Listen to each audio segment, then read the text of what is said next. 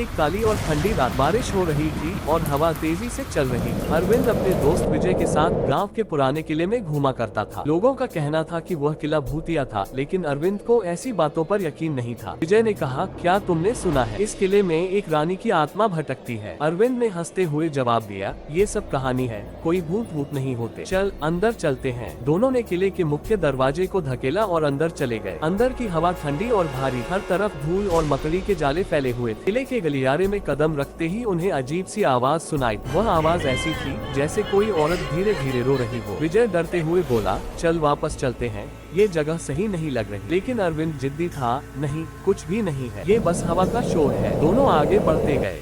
अचानक सामने की दीवार पर एक साया दिखाई दिया। वह साया धीरे धीरे आकार ले रहा था और तभी सामने एक सफेद साड़ी में लिपटी औरत प्रकट हो गई। के लंबे बाल बिखरे हुए थे और उसकी आंखें सुनी और खाली। विजय ने डर के मारे चिल्लाते हुए भागने की कोशिश की, लेकिन उसके पैर जैसे जम गए। अरविंद ने भी भागने का प्रयास किया, लेकिन वह भी हिल नहीं सका। उस औरत ने धीरे से अपना हाथ उनकी ओर बढ़ाया। उसकी उंगलियां ठंडी और बेजान। अचानक उसने एक जोरदार चीख मारी और हवा में गायब हो गई। दोनों लड़के जमीन पर गिर पड़े।